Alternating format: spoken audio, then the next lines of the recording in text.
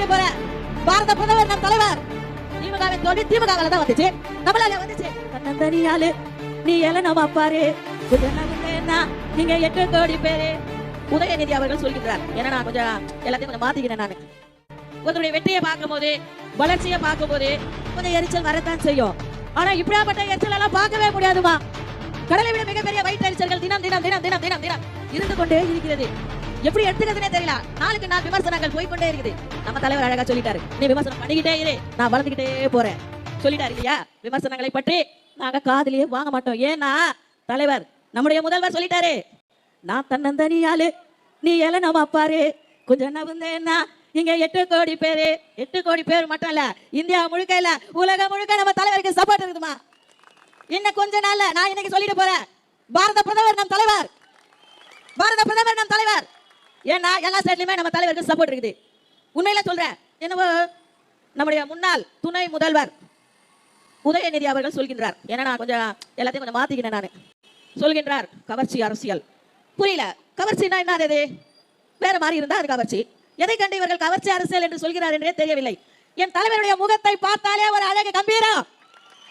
என் தலைவர் முகத்தை பார்த்தாலே அது தெய்வாம்சம். சீறி வருபவனும் சினந்து வருபவனும் அப்படியே தலை குனிந்து போவான். அப்படிப்பட்ட ஒரு முகாம்சம் என் தலைவனுக்கு இருக்கும்போது எங்களுக்கு எதிரியே கிடையாது. நீ ஏன் நினைச்சீங்கன்னா எதிரி.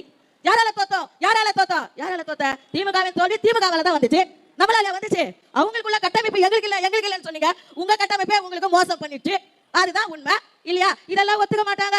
எங்கெங்கயோ போறாங்க, என்னென்னவோ கேக்குறாங்க. ஒண்ணுத்தையும் விடுறதில்லை, ஜாதகத்தை விடுறதில்லை, ஆருடத்தை விடுறதில்லை, என்ன சொல்றது, யாகத்தை விடுறதில்லை, என்னவோ பண்ணிக்கிட்டு தான் இருக்கிறாங்க. மீண்டு வருவோமா? மீண்டு வருமா? வாய்ப்பே இல்லை. தேவகி இன்றைக்கு இங்கே சொல்லிவிட்டு போகிறேன், இனியும் 50 ஆண்டுக்கு மேலேயும் தமிழக வெற்றி கழகத்தின் ஆட்சி தான் இருக்கும். மக்கள் விரும்பிய ஆட்சி இது.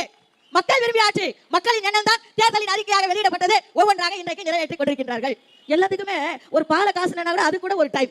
குக்கர்ல வச்சா விசில் அடிக்கணும், குண்டால வச்சா பொங்கி வரணும். இதானே எதுக்குமே டைம் இல்லாம இதை செய்யல, அதை செய்யல, அதை செய்யல. நீ கவனிரு, எல்லாத்தையும் எங்களுக்கு செய்ய தெரியும். நீ கத்து கொடுக்க வேணாம். எங்க பாதை நல்ல பாதை, நேரான பாதை. ஒண்ணு இல்லை. இன்னைக்கு ஒரு சின்ன விஷயத்தை உங்ககிட்ட ஷேர் பண்றேன். நான் வட சென்னை வடக்கு மாவட்டம்.